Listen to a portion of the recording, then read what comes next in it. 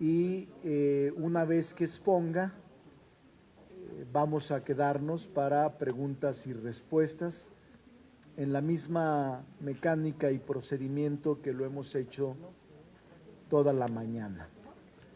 Es un tema fundamental desde mi punto de vista, es clave, y le queremos decir al fiscal general que reconocemos no solo su talento y su prudencia, sino todo el empeño que le ha dedicado a esta difícil tarea que le tocó heredar, el tema de la Procuración de Justicia, que avalamos, respetamos y así lo ratificamos en el Pleno cuando decidimos avalarlo y designarlo.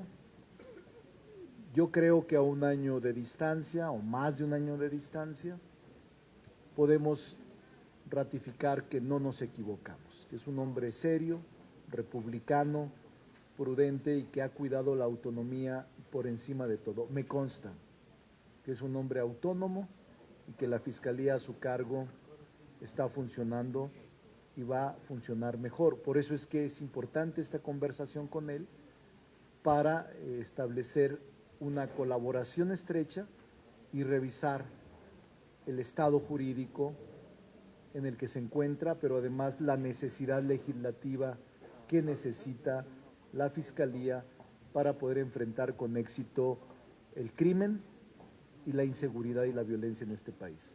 Por lo tanto, le pido al presidente de la Comisión de Justicia, a Julio Menchaca, pueda moderar la reunión e iniciar la misma. Adelante, Julio. Muchas gracias, coordinador. Buenas tardes a todas y todos. Bienvenido, doctor Gertz, fiscal general de la República. Estamos haciendo un ejercicio, como cada sesión plenaria, en donde responsables, titulares de secretarías, vienen a compartir con nosotros sus inquietudes y cómo vamos a estar construyendo nuestra agenda legislativa. Para iniciar, le damos el uso de la palabra y luego estaremos en rondas de preguntas y respuestas. Por favor, tiene el uso de la palabra, doctor Gertz. Muchas gracias. Muchas gracias a ustedes por recibirme y por darme la oportunidad de continuar mi obligación y mi gran satisfacción, que es poder rendir cuentas a quienes me eligieron.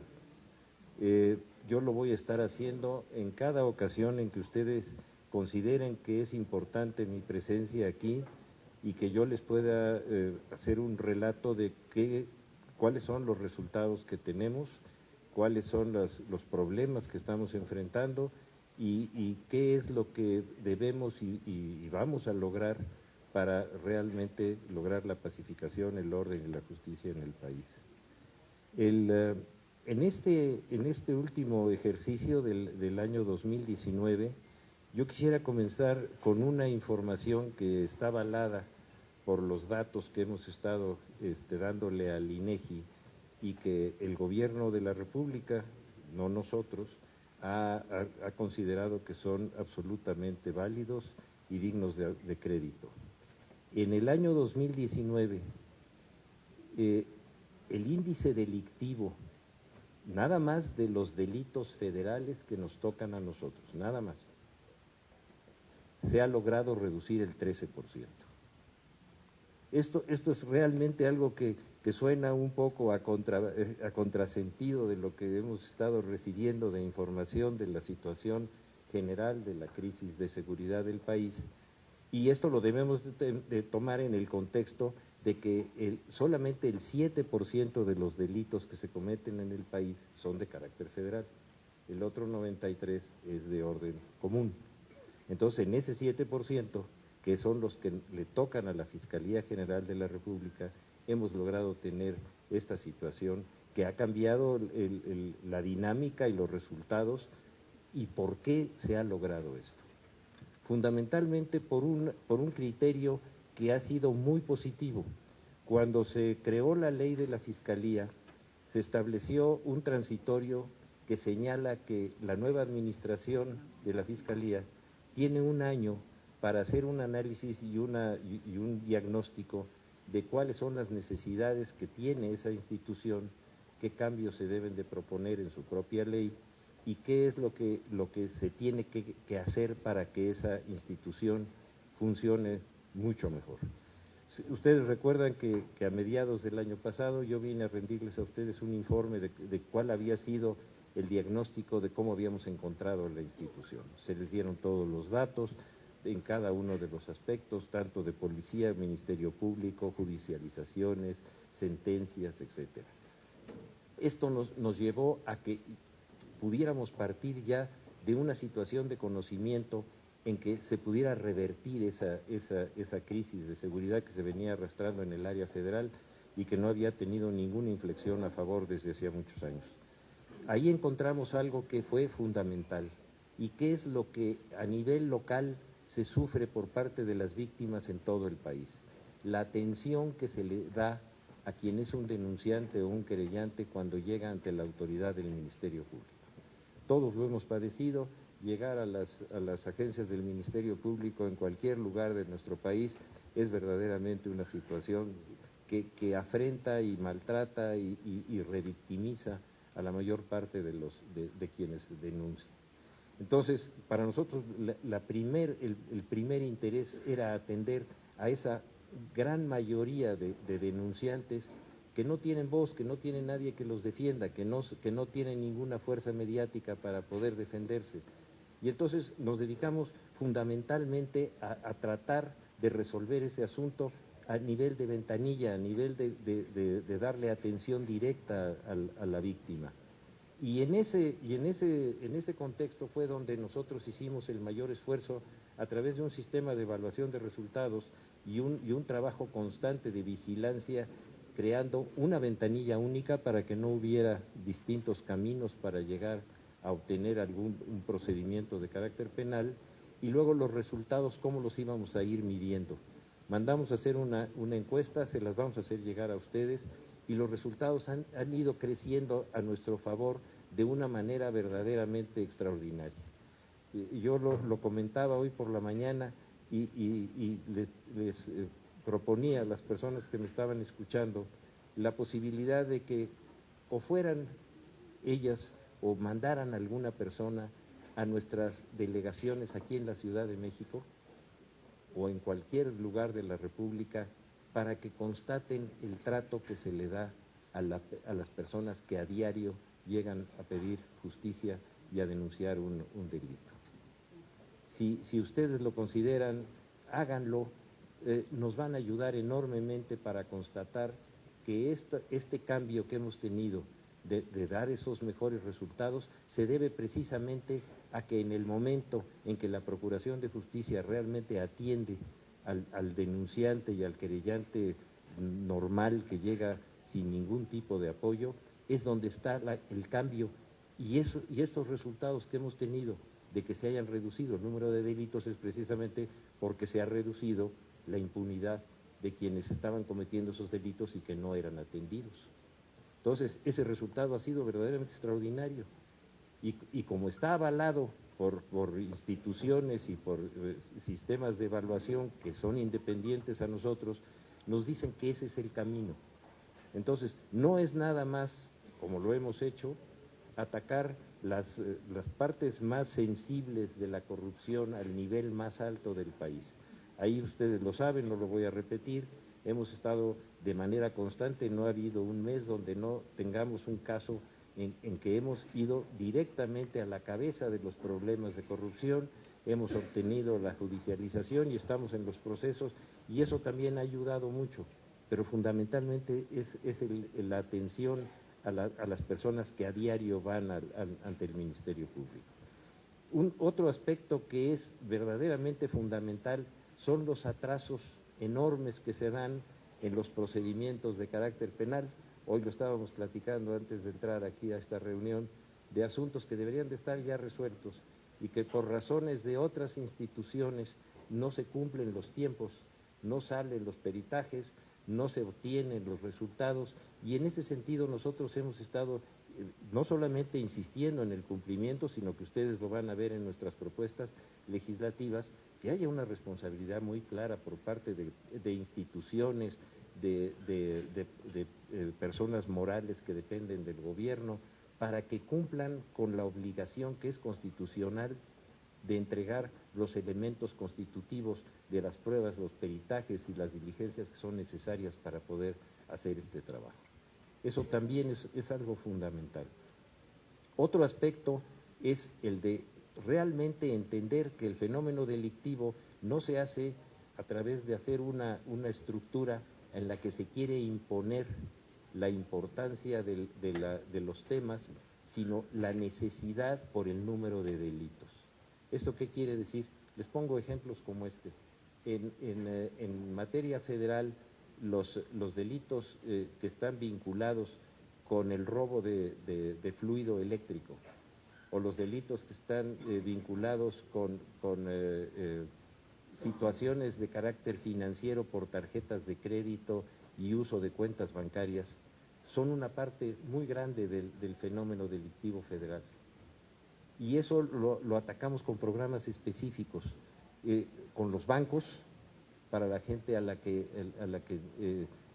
le roban sus cuentas o le sacan el dinero de sus cuentas, que es un número muy elevado, y lo mismo en los casos de la Comisión Federal de Electricidad con el robo de fluido eléctrico.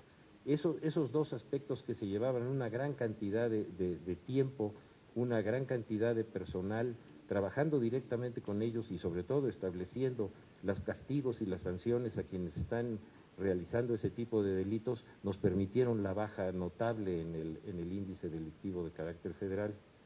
También algo que es muy importante y que creo que vale la pena compartirlo con ustedes, es el hecho de que un fenómeno criminal, cuando es conocido a través de una denuncia y que entra el proceso de procuración hasta el de impartición de justicia, no se puede dejar ese proceso dividido en personas que no conocen cuáles son los antecedentes. Entonces lo que hemos hecho son grupos triangulares de operación y de litigación, en los cuales los ministerios públicos que conocen de la denuncia participan en un grupo que finalmente va a llevar todo ese procedimiento hasta la sentencia firme, para que no haya de que, bueno, yo hice mi parte y los demás a ver cómo les va. No, todos tienen esa obligación y esa corresponsabilidad para lograr esto.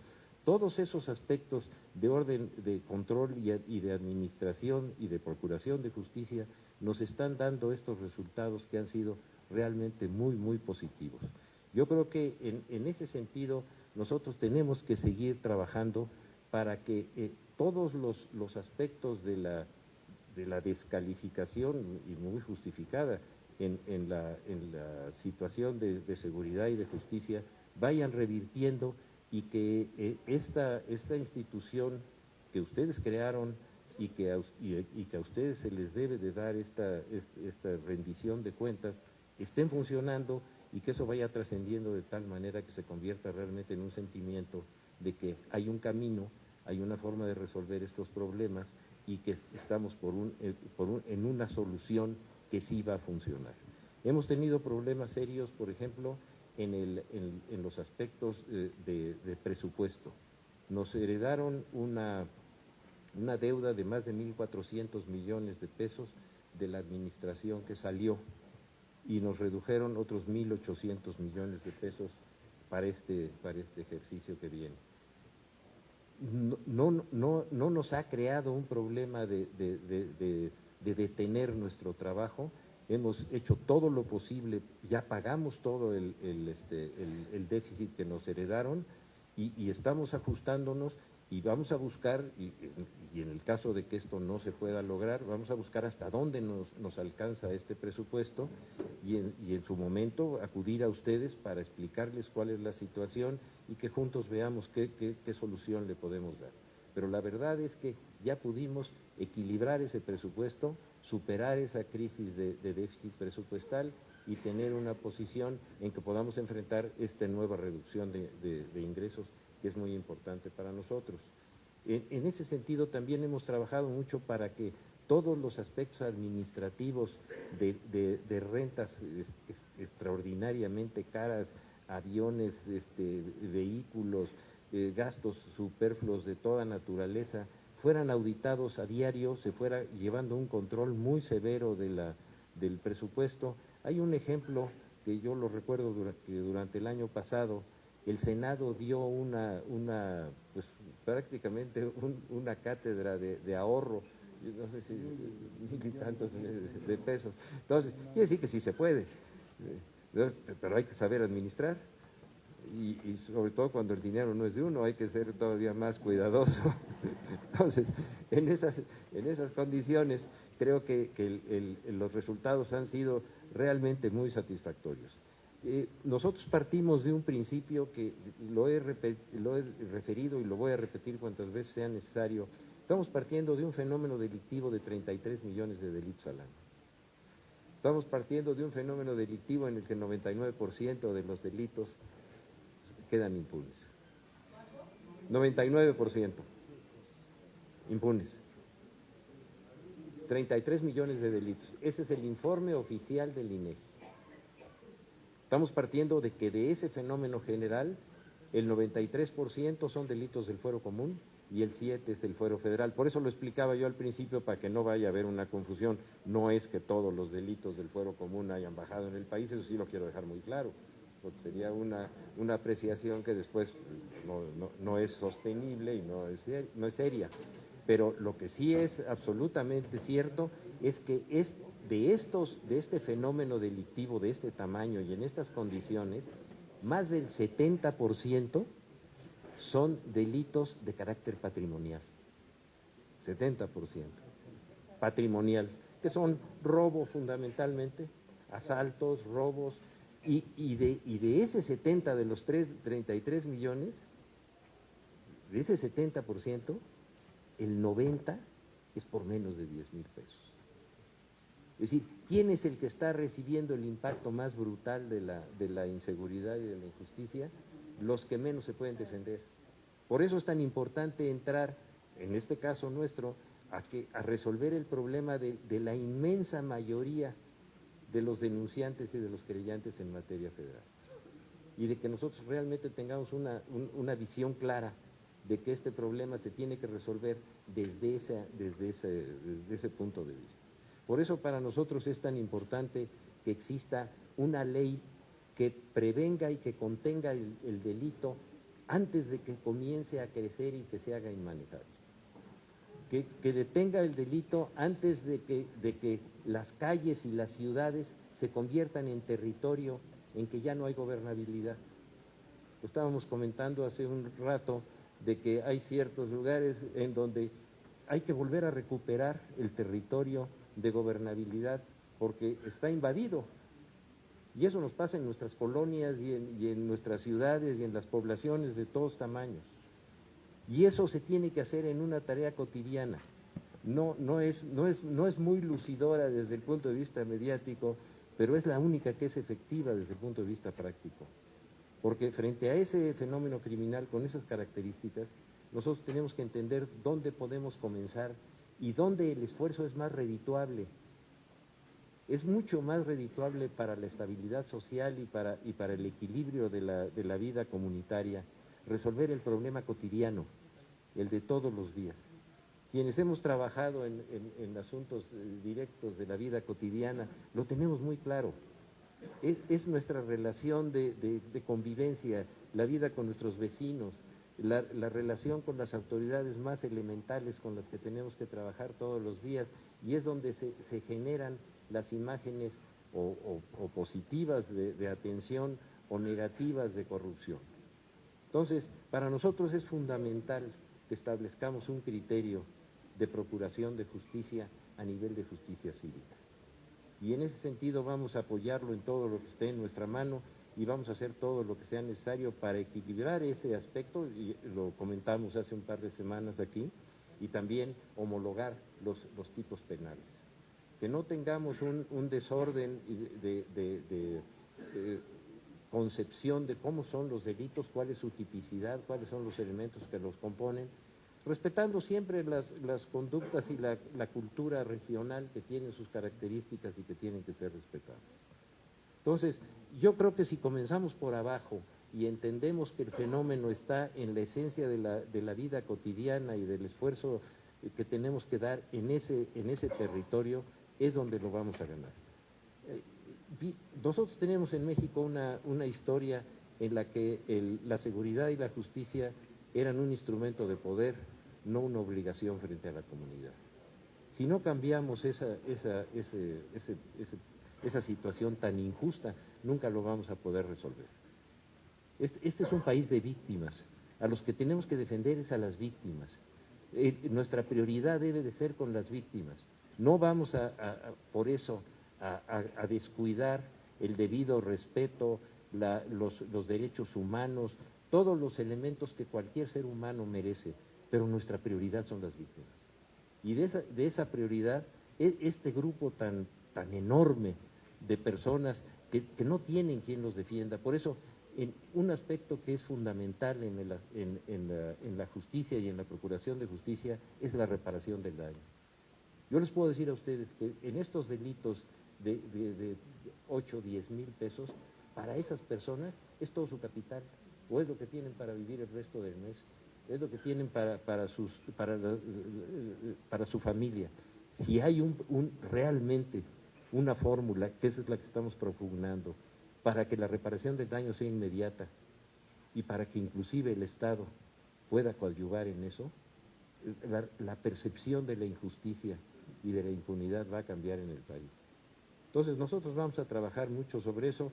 Yo los voy a mantener informados de todo lo que hagamos al respecto y les agradezco mucho su atención en esta breve exposición, y creo que fundamentalmente lo más importante es escuchar cuáles son los temas que ustedes quisieran que yo les resolviera. Me pongo a su disposición y se los vuelvo a agradecer mucho. Muchas gracias.